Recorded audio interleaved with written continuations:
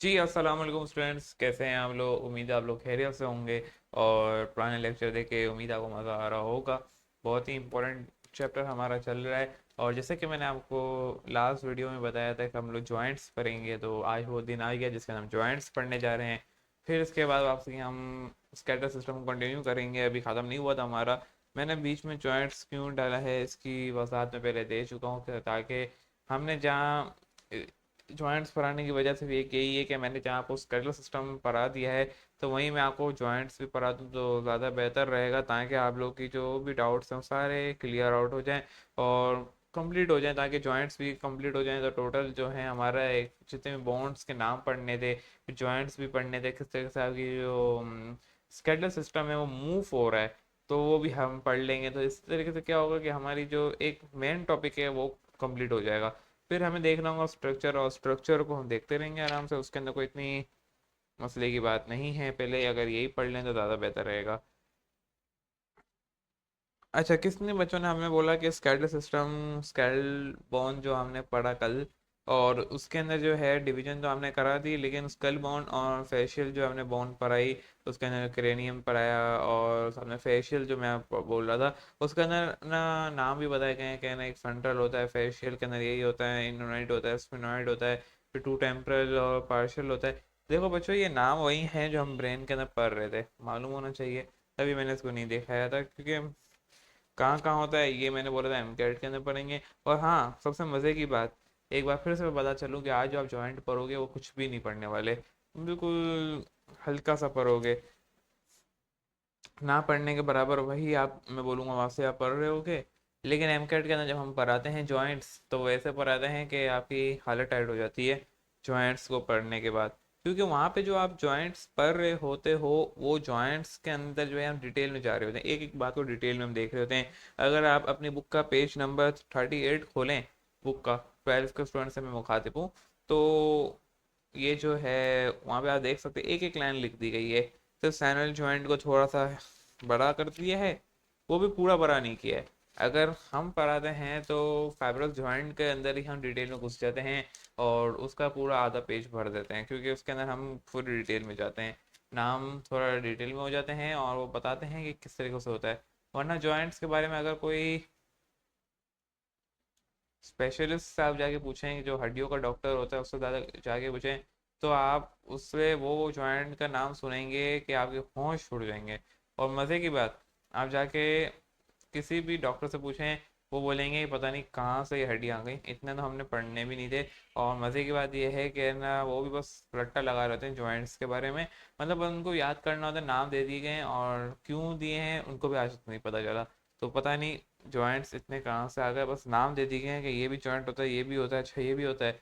In depth जब पढ़ने जाते हैं बस नाम दे दिए गए हैं, फंक्शन सेम होता है, वो लोग कहते हैं बस एरिया की डिफरेंस की बुनियाद पे जो है। मैं आपको पहले भी बता चुका हूँ कि जब एरिया डिफरेंट हो जाता है तो फिर क्या मामला होते हैं। हम सेल के अंदर उसको डिटेल में देख चुके हैं इन बातों को। बहरहाल हम अपना टॉपिक स्टार्ट करते हैं। अगर मैंने यहाँ पे आकर सामने एक पिक्चर तो लगा दी है, इसके अंदर जो है सैनुअल जॉइंट के बारे में सारी डिटेल डाली हुई है, लेकिन हमें सैनुअल जॉइंट से पहले कुछ और भी पढ़ना है। तो मैं इसको थोड़ा साइड में कर देता हूँ फिल वक्त, जैसे कल किया था, ताकि हम वो सारी बातें पढ़ सकें जो हमें पढ़नी है पहले। देखो, जॉइंट्स को बच्चों तीन हिस्सों में डिवाइडेड किया हुआ है आपकी बुक में। सही है, तीन हिस्सों के अंदर हैं, एक फाइब्रस जॉइंट होता है, एक कार्टिलेनियस होता है, और एक होता है साइनोवियल जॉइंट। सही है। आपकी बुक के अंदर अगर देखा जाए तो कौन सा सैनुअल जॉइंट को जो है डिटेल में डाला गया है, इसके अलावा कोई भी जो जॉइंट को डिटेल में नहीं डाला गया। और जो मज़े के बाद सैनुअल जॉइंट को डाला भी गया है तो ऐसा डाला गया है कि हम फाइब्रस जॉइंट को पढ़ रहे हो, उतनी डिटेल डाल दी गई, जबकि इसकी डिटेल उसकी डबल होनी चाहिए थी, क्योंकि ऐसा नहीं किया है इन्होंने। खैर, जो भी किया है अच्छा किया है, कुछ सोच के ही किया होगा, ऐसा तो नहीं किया होगा। क्या सोच के किया है वो ही जानते हैं जिन्होंने बुक बनाई है। तो सबसे पहले आता है आपके पास फाइब्रस जॉइंट।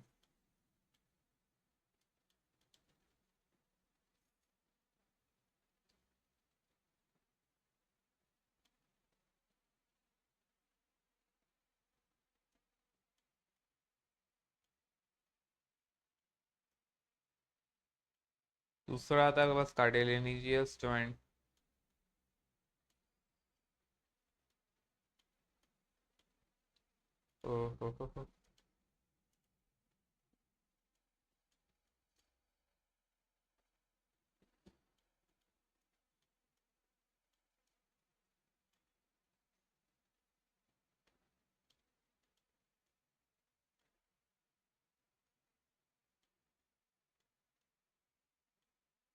जॉइंट। और लास्ट जो आपके पास आता है वो मैंने बोला सैंडविच जॉइंट, जो कि थोड़ा मज़ेदार भी है मेरे लिए, तो अच्छी चीज़ें पता चलती हैं, अच्छी बातें।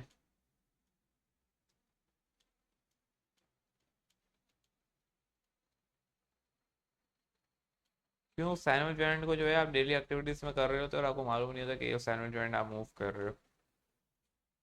फाइब्रस जॉइंट के अंदर क्या क्या आते हैं अभी मैं आपको बता देता हूँ यहाँ पे। फाइब्रस जॉइंट ये वो जॉइंट है जिसके अंदर जो कि फिक्स होता है, ऑलमोस्ट फिक्स होता है, मूवेबल नहीं होता। अब ये फिक्स होता है। आपकी बुक के अंदर एक लाइन लिख दी गई है कि ना ये इमूवेबल होता है, बिल्कुल सही लिखा है। कार्टिलेनियस के बारे में इसने ये लिखा है कि ये भी जो है इसी की तरीके की होती है, लेकिन ये मूवेबल होती है, पार्शली मूवेबल के लें।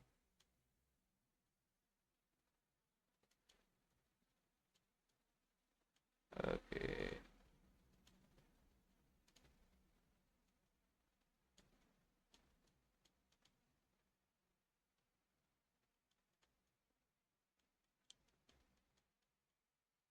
मूव।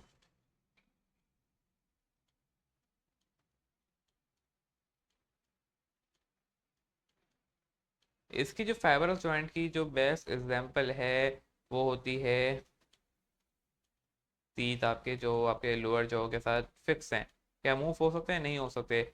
आप जो है टीथ को कभी मूव नहीं कर रहे होते, आप किसको मूव कर रहे होते? अपने माउथ को बंद और ओपन और क्लोज कर रहे होते हो। तो फाइब्रो जॉइंट के अंदर सबसे बेस्ट एग्जांपल हम देते हैं कि टीथ जो होता है वो आपका जॉइंट होता है अ, उसके साथ लोअर जॉ के साथ, और इसके अंदर आप देख सकते हैं पूरी पिक्चर भी बनी हुई है। कार्टिलेज जॉइंट के अंदर हम एग्जांपल दे रहे होते हैं रिबकेज की। रिबकेज हो गया कि वो क्या मूवेबल होते हैं, वो पार्शियली मूवेबल होते हैं। अगर आपको मालूम, हम कोस्टल मसल जब हम पढ़ रहे थे, लेग्स को पढ़ रहे थे, पूरी डिटेल हमने वहाँ पे दी हुई थी। ठीक है। इसके अलावा जो है आपके वर्टेब्रल होती है, वो अभी हम पढ़ेंगे आगे, आपको पता चल जाएगा किस तरीके से। और एक और एग्जांपल मैं आपको कल दे चुका हूँ at the time of labour की। जब मदर लेबर करती है तो उसमें जो है आपका एक जॉइंट है जो कि ओपन होता है, और इनोमिनेट जॉइंट होता है। और इनोमिनेट जॉइंट कितने हड्डियों से बना होता है? 3 हड्डियों से बना होता है। देखो उसके अंदर जो है पिक्चर भी बनी हुई है। और इनोमिनेट के अंदर मैंने बोला 3 हड्डियाँ होती हैं, जिनमें से एक हड्डी होती है जो ओपन होती है इनोमिनेट के अंदर at the time of label. और लेबल के दौरान जो है, जब यानी चाइल्ड की बर्थ हो रही होती है, तो चाइल्ड की जब बर्थ हो रही होती है, जब मदर लेबर करती है, तो उसमें क्या होती है, आपके पास इनोमिनेट जॉइंट के अंदर एक हड्डी होती है जिसका नाम है सिम्बियस, और पीबियस के नाम से जाना जाता है। और हड्डी पीबियस होती है और ज्वाइंट का नाम होता है सिम्बियस पीबियस, ये ओपन हो जाता है। और इसकी पूरी डिटेल हम लास्ट लेक्चर में दे चुके हैं, किस तरह से ओपन होता है, ऑक्सीटीन और प्रोस्टाग्लैंडिन, ये सारी बातें हम कर चुके हैं। तो यहाँ पे ये एग्जांपल्स दी गई हैं। बहरहाल, तो मैंने बोला था कि जॉइंट के अंदर हम काफ़ी हद तक बातें कल कर चुके होंगे, तो आपको मसला नहीं होगा। सैनल जॉइंट को मैं जो है पिक्चर के ज़रिए समझाऊंगा, पिक्चर मैंने यहाँ रखी हुई है। और सैनल के बारे में कुछ बातें हैं, पहले वो लिख देते हैं, फिर इसको हम पिक्चर के जरिए समझा देते हैं आपके लिए। ओके। वो क्या है, सबसे पहली बात तो ये हो गई कि आपका जो सैनल जॉइंट होता है वो फ्री मूवेबल होता है। ये वो है जो कि फिक्स नहीं होता। सबसे पहली बात, ये मूवेबल होता है ना पार्शली, ये कन्फर्मली मूवेबल होता है। सही है। और साइनोड फ्लूइड होता है, ताकि जो जब आप ये हड्डी को मूव कर रहे हो, ताकि फ्रिक्शन क्रिएट ना हो, ये ना कि हड्डी हाथ में आ जाए टूट जाए, नहीं। आप मूव कर रहे होंगे आराम से, मूवेबल होगा, कोई पेन नहीं होगा। कभी भी हड्डी अगर मूव होगी तो जो है पेन कर सकती है, जैसे हम कार्टिलेज जॉइंट के अंदर पढ़ चुके हैं। अभी मैंने आपको बताया इनोमिनेट हड्डी जब जॉइंट ओपन हो रहा होता है, वहाँ पे हम पढ़ चुके हैं इस बात पे, कितना शदीद दर्द हो रहा होता है।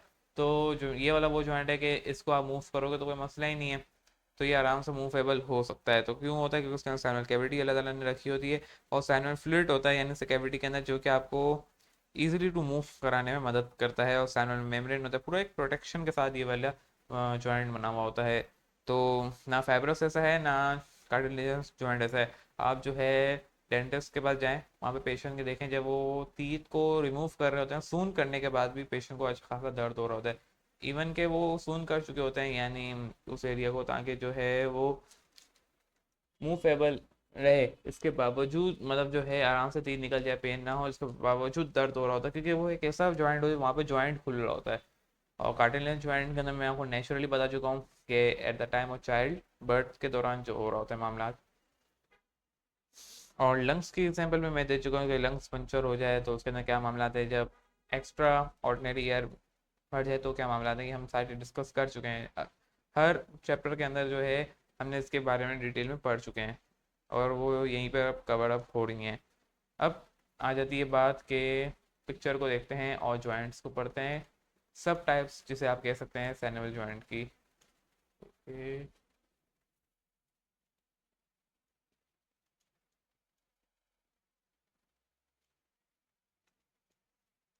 आप अपनी बुक भी खोल लें और उसके अंदर देखें। सबसे पहले आपके बुक के अंदर लिखा हुआ है हिंगल जॉइंट।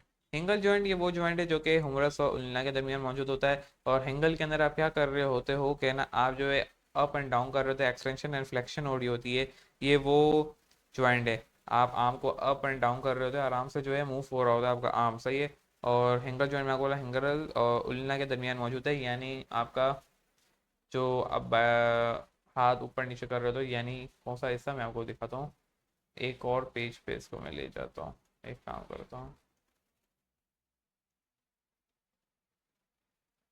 रुको, इसको जो है ताकि प्रॉपर या वो दिख सके, एक और पेज ले लेते हैं। ओके, यहाँ से क्या कट पेज। अब ये देख सकते हो यहाँ पे, अभी मैं आपको ड्रॉ करके दिखा देता हूँ। ये देखो, यहाँ से ये वाला जो आप पूरा बॉन्ड मूव कर रहे होते हैं, ये हिस्सा जो ऊपर नीचे हो रहा होता है, यानी ये होता है आपका एंगल जॉइंट, जो आपके डेली एक्टिविटी में से कर रहे होते हो। फिर इसके बाद आपकी बुक के अंदर लिखा गया है पाइवट जॉइंट। पाइवट जॉइंट जो होता है डिस्टल रेडियल उल्ना जॉइंट और ट्विस्टिंग मूवमेंट के अंदर मदद कर रहा होता है। यानी अगर आप पेज मोड़ें, पेज नंबर 40 पर आ जाएं, और यहाँ पे जो है आप पाइवट जॉइंट की एग्जांपल देख सकते हैं किस तरीके से यहाँ पे दिखाई गई है। और वहाँ से अपने आप को मोड़ें तो ये वाली बात हो रही है यहाँ पे, ये वाला जो बॉन्ड है, यानी ट्रांसेल और मेटाट्रांसेल, और इस तरीके से जो आप जो मूव कर रहे होते हो 360 जो है आप हर डायरेक्शन में रोटेट कर रहे होते हो अपने हाथ को, ये वो वाला कहानी हो गई, सही है। अगली बॉल एंड सॉकेट के अंदर लिखी भी है, जो कि आपका शोल्डर है, शोल्डर को आप पूरा ऊपर ले जाते हो, हर तरफ से मूव कर सकते हो, आराम से कर सकते हो, ये वो वाली बात हो गई यहाँ पे, ऑल डायरेक्शन यानी 360। इसके अलावा आपको ग्लिंडिंग जॉइंट लिख दी गई है। ग्लिंडिंग जॉइंट ये वो है, यानी आपके वर्टिकल कॉलम्स, आप जो है अपने आप को जिस तरह नमाज में आप रुकू में जाते हो, ये उस वक्त ग्लिंडिंग जॉइंट का एक्टिविटी हो रही होती है। यानी बहुत सारी और एग्जांपल्स हैं जो कि ग्लिंडिंग जॉइंट है। एक नमाज की एक्टिविटी के दौरान मैंने आपको बताया, उसमें आपकी जो वर्टिब्रल कॉलम है वो ग्लिडिंग कर रही होती है, स्लाइड कर रही होती है एक तरीके से, इसे हम ग्लिंडिंग जॉइंट कहते हैं। तो ये थी सारी ग्लिडिंग जॉइंट और इन सब के बारे में जो मैंने आपको बताया। उम्मीद है आपको ये बातें समझ में आ गई होंगी कि कौन सी बॉन्ड किस तरीके से मूव कर रही है।